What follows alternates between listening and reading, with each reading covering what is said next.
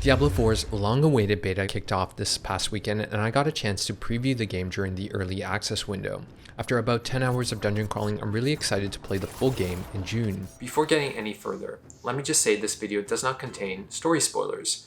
You will see gameplay footage from one early dungeon that is a part of the Act 1 storyline, but I won't show any of the dialogue or cutscenes from that section of the game. All other footage comes from the open world.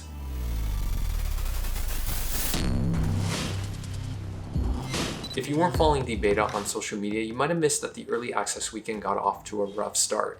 And I mean rough. Disconnects were a frequent issue throughout Friday. Blizzard responded by putting players into lengthy queues to ensure server stability. On my first login attempt, the game told me I would have to wait 111 minutes. Nearly 2 hours later, I finally created my first character and started playing through the prologue. I then got disconnected less than 30 minutes later and put it into another hour-long queue. By Saturday, Blizzard managed to fix most of the connectivity issues, making for much shorter wait times. In the morning, I managed to log in less than a minute. Later that same day and on Sunday, I didn't experience any disconnects or wait times. Blizzard says it will implement more accurate countdowns for this weekend's open beta when anyone can try the game. Connectivity issues aside, the early access weekend was, I think, a success. In the 3 months since I last got a chance to play the game back in December, Blizzard has added its trademark polish to Diablo IV. At the end of last year, the game was very much a work in progress with a lot of placeholder assets throughout the experience.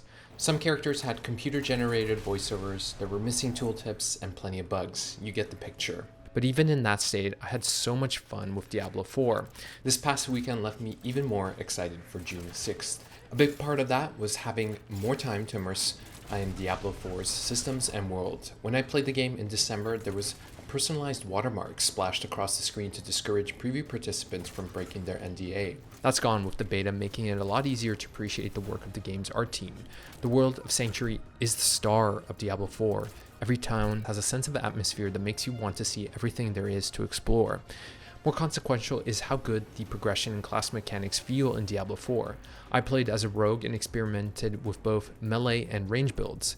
Before your character reaches level 15, Diablo 4 gives you the freedom to experiment with different skill combinations and find a playstyle you enjoy. As the complexity of combat encounters ramps up, it's so satisfying to find a set of skills that allows you to decimate enemies. If you're jumping into the beta this weekend, spend some time reading the class tooltips and trying skills that at first don't look appealing. All 5 of the game's classes, including the Druid and Necromancer, will be available to try this weekend.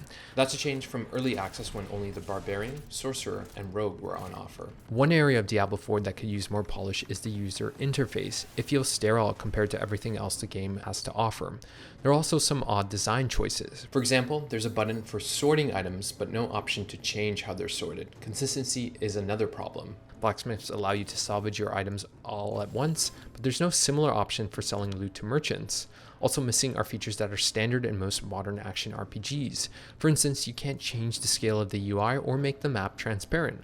I'm sure Blizzard will hammer out these issues before the game's release, but it's a notable oversight for a studio that prides itself on UI design.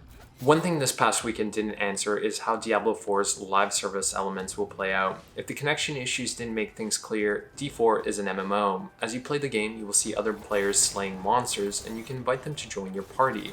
You can even form in-game clans so that you always have someone to play with. That's very different from the model of Diablo 2 and 3, where you had to invite others to join your game. Diablo 4 has all the content you would find in a traditional MMO, including public events and world bosses that will require you to join other players. I didn't get the chance to fight the one world boss that was available during the early access weekend, Ashiva the Pestilent, but judging from the YouTube videos I've seen, it's a thrilling addition to the series. Without a chance to see Diablo 4's endgame, it's hard to say whether you can enjoy most of what the game has to offer on your own. However, if all you care about is experience and story, I get the sense the Diablo 4 won't disappoint. I think at the top of everyone's mind is whether Blizzard is ready for Friday, and more importantly, Diablo 4's June 6th release date. The last thing anyone wants is a repeat of Diablo 3's rocky launch in 2012 when the studio didn't have enough server capacity to allow everyone to play it all at once. Even a launch reminiscent of Overwatch 2's rocky opening week would be a loss for the game.